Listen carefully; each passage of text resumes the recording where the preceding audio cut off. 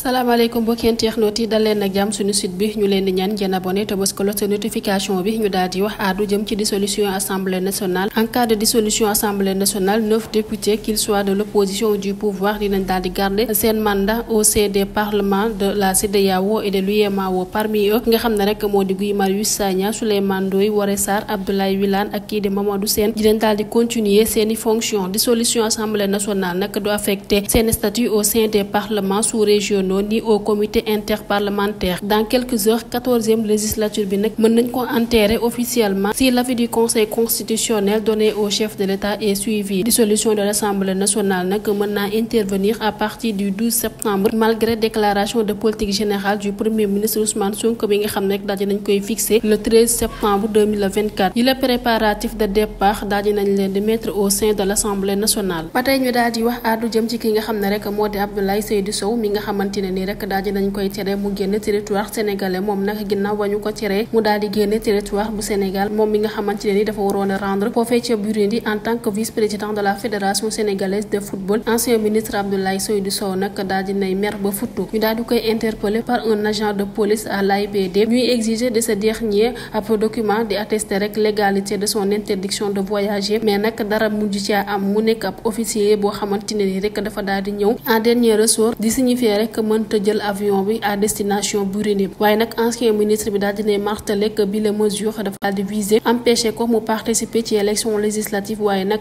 moom ki nga xam ne moo di Abdoulaye Seydou Sow nag daal dinay waat ne même bu fekkente ne nii ci biir bàmmeelam la koy fekk sax dina daal di bokk ci yile élection. ba tey ñu daal di wax àddu jëm ci député yi nga xam ne rek daal dinañuy adopté ni ki démb ci altine gi à l'unanimité projet de loi autorisant le président de la République ci mu ratifier la convention dite de Niamey de l'Union africaine sur la coopération transfrontalière. bi la convention nag ñu daal di koy adopté en juin 2014 foofee ca Malabo en Guinée équatoriale. nekkut loo xamante ne nii rek ba léegi dañ koo daal di ratifié que par 11 pays africains. loolee nag ministre de l'intégration africaine et des affaires étrangères di Yassine Fall moo ko daal di xamle. mu mel ni nag bi la loi dina entrer en vigueur niki 30 jours après la réception par le président de la commission de l'Union africaine de la 15e ratification ou adhésion. Dissolution générale bi nag ñu daal di koy entamer un peu après 19 heures dirigé par le président de l'Assemblée nationale Ahmadou Mame Diop en présence du ministre en charge des relations avec les institutions Yankoba Diémé et du secrétaire d'État au Sénégalais de l'extérieur Amadou Chérif Diouf. ci document bi nga xam ne rek moo aju ci exposé des motifs bi le projet de loi li ñu ci wax rek moo di bi les conventions dont le but est de transférer en opportunité le partage des frontières par les États tout en facilitant la délimitation et la démarcation des frontières inter-États. dina daal di viser également développer la coopération transfrontalière au niveau local, régional et sous-régional. Ministre de l'intégration africaine et des affaires étrangères daal dina expliquer que bi les conventions dafa daal di constituer ab moyen de règlement pacifique des différends frontaliers, de transformation des zones frontalières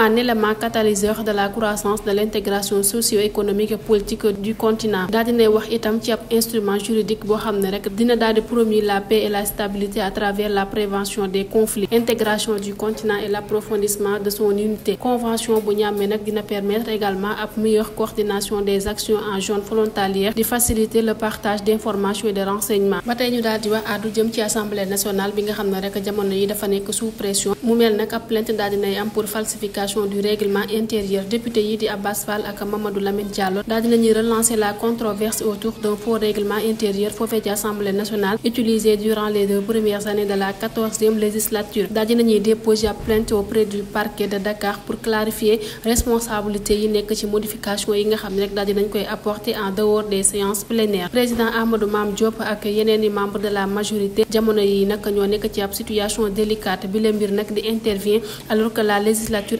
risque déjà d'être dissoute par le président de la République. yi les députés de l'opposition Fall ak Diallo daal dinañuy agir le 9 septembre en déposant une plainte contre certains collègues de la majorité qu'ils accusent de falsification. yi la accusation nag ñu daal di koy rendu public via les réseaux sociaux par les 2 députés. Mamadou Lamine Diallo daal dina exprimer sa détermination. kii di Abbas Fall nag di préciser yi la infraction yi nga xam ne rek dafa daal di viser dans leur démarche faux et usage de faux, falsification du règlement intérieur. objectif bi nag moo di déterminer les responsables des modifications yi nga xam ne rek daal dinañ koy def sans que yi la député nag ñu daal leen di informer.